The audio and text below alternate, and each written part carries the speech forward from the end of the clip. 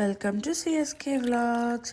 ఇవాళ మన వీడియోలో పాలకూర సాంబార్ ఎలా చేయాలో చూపించేస్తాను. ముందుగా కందిపప్పును బాగా వాష్ చేసేసుకున్నాను.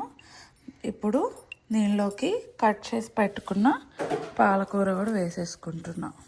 దీనిలోకి పసుపు, ఉప్పు కొంచెమే వేస్తున్నా, ఎందుకంటే పాలకూరలో ఉప్పు ఉంటుంది కాబట్టి. వేసుకొని 3 విజిల్స్ రానిద్దాం. ఈలోగా నెక్స్ట్ ప్రాసెస్ చూసేద్దాం. కొంచెమే వేస్తున్నా, ఎందుకంటే పాలకూరలో ఉప్పు ఉంటుంది. ఇంకో బాండిలో ఆర్ ప్యాన్లో తాలింపు నెయ్యితో వేసుకోవచ్చు ఆర్ నూనెతో అయినా వేసుకోవచ్చు. దానిలో ఆవాలు, జీలకర్ర, ఎండుమిర్చి వేసాను. ఇప్పుడు గార్లిక్ ముక్కలు వేసి వేగగా చిన్న నిమ్మకాయ సైజ్ చింతపండు నానబెడదాం.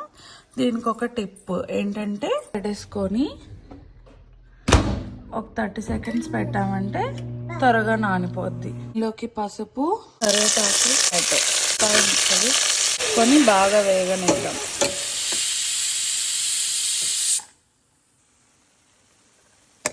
ఈలోకి చూడండి, ఇవి కూడా పర్ఫెక్ట్గా వేగిపోయినాక మూత తీసి చూద్దాం.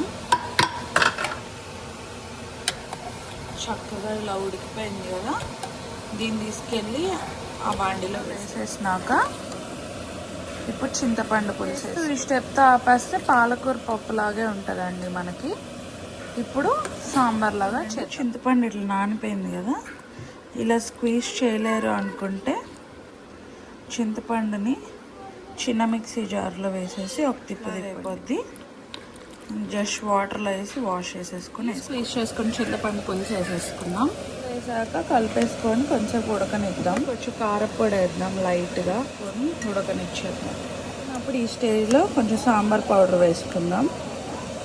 వేసుకొని కలిపేసుకొని మళ్ళీ ఉడకబెడదాం. అప్పుడు బెల్లం కొంచెం వేసుకోవచ్చు, ఇష్టం లేని వాళ్ళు స్కిప్ చేసుకోండి. అంతే, సాంబార్ రెడీ. పర్ఫెక్ట్గా కుక్ అయిపోయిందండి. టేస్ట్ చేసి కూడా చెప్తాను. వీడియో నచ్చితే like, comment, share and subscribe to CSK vlogs. See you tomorrow.